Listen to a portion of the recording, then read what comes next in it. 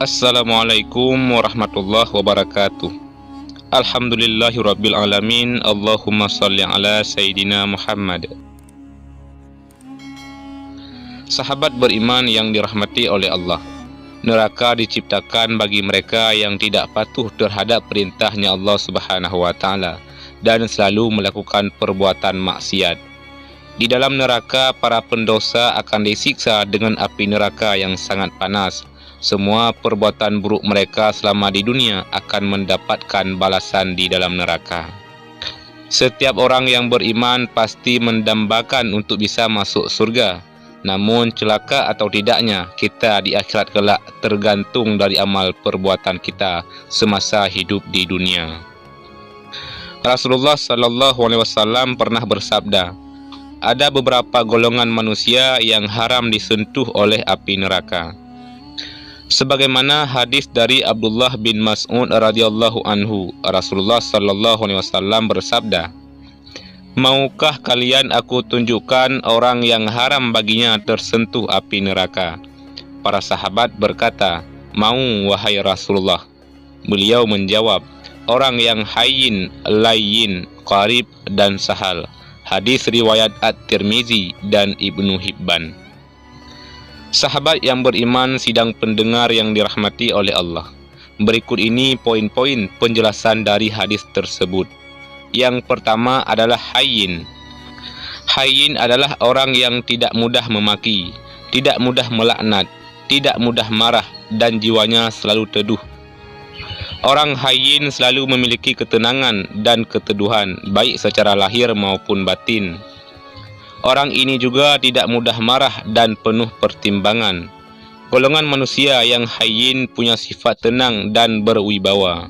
Mereka tidak labil atau tidak mudah tersulut emosinya disebabkan oleh kedalaman ilmu agamanya. Selain itu, sifat lain dari hayyin adalah tidak gerasa-gerusu, tidak mudah menyimpulkan berita yang sampai kepada dirinya, dan sulit untuk menerima berita buruk atau tidak mudah percaya fitnah. Manusia yang memiliki sifat seperti ini kelak jasadnya tidak akan sanggup disentuh oleh api neraka. Kemudian yang kedua, layyin. Layyin adalah orang yang selalu menginginkan kebaikan antar sesama umat. Manusia yang golongan layyin punya sifat lembut dan santun, baik dalam berbuat maupun dalam bertutur kata. Secara otomatis, manusia yang termasuk layyin ini tidak kasar, tidak semaunya sendiri, dan segalanya tertata dengan baik. Ciri khas lain dari layyin adalah tidak suka memaksakan pendapatnya sendiri ke orang lain. Selain itu, golongan layyin adalah orang yang lembut dan penuh kasih sayang. Golongan layyin itu tidak pernah berbuat kasar atau marah-marah pada saudaranya sesama muslim tanpa alasan yang syar'i.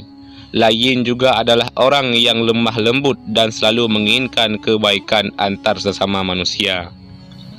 Lalu yang ketiga, qarib. Qarib adalah orang yang akrab, ramah diajak bicara, dan punya pribadi yang menyenangkan bagi semua orang. Golongan manusia qarib juga senantiasa menebar senyum jika bertemu dengan orang lain dan tidak lupa selalu memberi salam. Golongan manusia qarib sangat mudah diajak berteman. Ia juga menyambung tali silaturahmi dan ukhuwah sesama umat muslim. Orang yang senantiasa ramah dan menebar senyum hangat inilah yang menghalangi api neraka untuk menyentuh jasadnya. Kemudian yang keempat, sahal. Sahal adalah orang yang tidak suka mempersulit sesuatu, suka menolong dan selalu punya solusi di setiap permasalahan.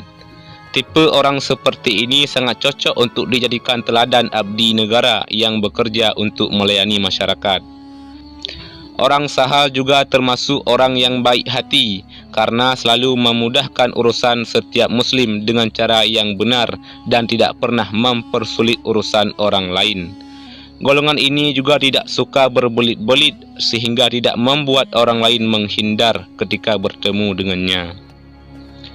Perilaku sahal yang selalu penuh pengabdian bisa dijadikan contoh bahwa tidak semestinya kita acuh dengan urusan orang lain. Tidak ada salahnya untuk selalu membantu orang lain selama urusan yang ditangani tidak merugikan orang lain dan melanggar syar'i. Keempat golongan manusia yang haram disentuh api neraka itu bisa dijadikan contoh bahawa rahmat Allah yang sangat besar sehingga memungkinkan orang-orang dengan sifat tersebut bisa terhindar dari api neraka yang panas.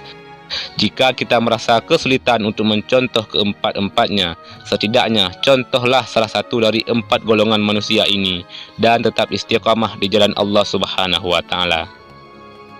Sahabat beriman yang dirahmati oleh Allah. Nah, itulah golongan manusia yang haram tersentuh api neraka.